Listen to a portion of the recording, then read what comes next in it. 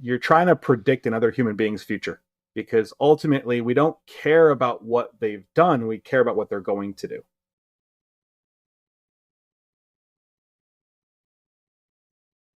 And so you're watching a human being playing this game for another organization, and you have to try to isolate their performance in the context of all the other moving pieces around them. It sounds like it would be really difficult to tell, like, okay, a running back. Is he good because he's a good running back, or is he good because of the coach? Or is he good because he's got a really good offensive lineman? How did the plant grow before the flower bloomed? And so whenever we watch the player, right? So you're talking about that running back who's performing. That's the flower in bloom, right? It's out there. We can all see it. It's on display. The question is, what happened before we got to watch it bloom? So is this somebody that came up in a cultivated garden with fertilizer and water and plenty of sunlight, proper temperatures?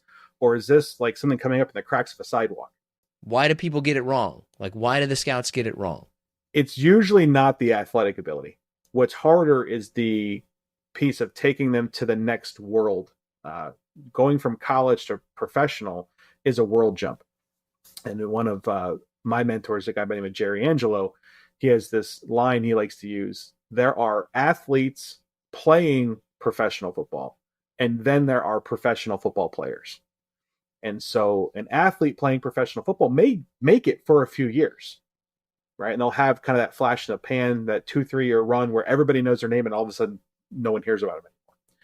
And then there are the J.J. Watts and Larry Fitzgeralds and Tom Brady's, who we know for 10, 15, 20 years, who are professional football players, where they dedicate themselves to this craft.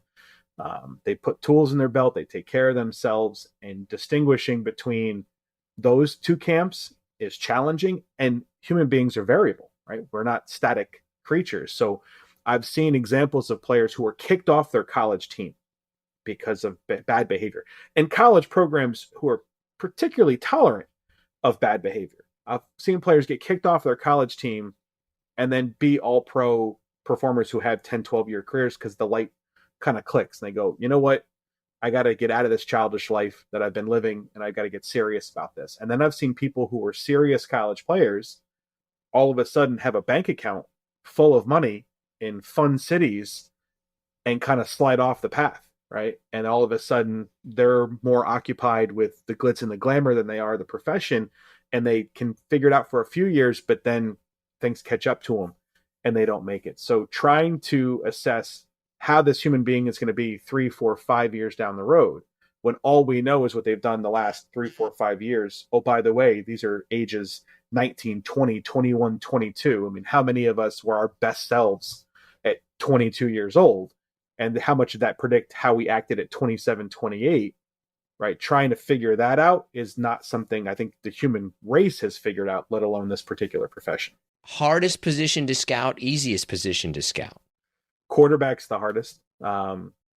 If this profession had figured out how to evaluate quarterbacks, if anybody at home watching it, if any statistical analyst, if any mechanics guru, throwing coach had figured this out, where they could predict quarterback play, owners would throw them more money than they would know what to do with. They'd have a private island somewhere.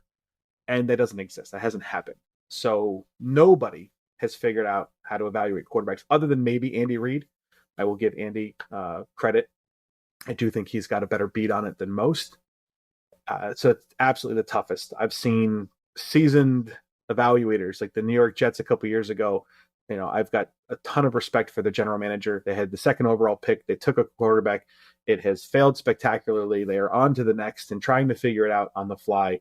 He's hit on many other positions on the roster. He did not do well with that particular selection, and it'll haunt you because it's an incredibly important one to the overall. So quarterback's absolutely the hardest.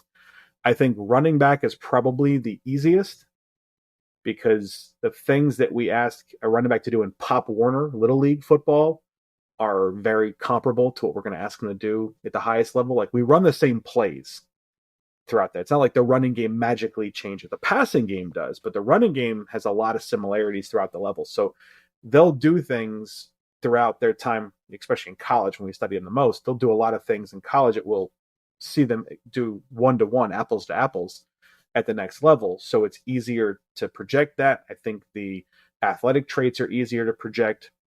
I think the um, ability to discern how they're going to deal with blocking and stuff like that all maps out a little easier. So I'd put running back up there. Biggest miss of your career? I valued Derrick Henry incorrectly. So there's it's all on record. It's all out in the internet. Where I had looked at the young man and he played behind this amazing offensive line, and he's a freight train. He's an absolute freight train, but subtle lateral movements are not his strong suit, and still aren't his strong suit. But he has been able to carve out those things that he does well, and the teams have been able to carve out those things. And so kudos to him. And so I allowed my own bias on the running back position. And so ultimately, all the things that I put into the equation, I ended up putting him more in the mid rounds, and he's obviously better than that in terms of his NFL performance. And so I would have missed that. Like if I had been running the show, the value that I put on him in the middle rounds, he wouldn't be there. He was a second round player, and he's performed as such. And so I missed on that. But does every scout have a story like that? Oh yeah, absolutely. What round would you say is generally like that's the hardest round to get right? I think the easy answer is to say the late rounds, because you're taking flyers, you're buying some traits, but you know you're not buying all of them, and you're hoping some of it sticks. But my answer is going to be the first round, because I think there's so many forces on it. Like your owner is going to be involved in your first round selection. Like you're going to have to convince your owner on why that matters, because this industry comes with a 24/7 news cycle, right? Where people are going to nitpick everything you do, and that particular selection is going to get nitpicked above all else.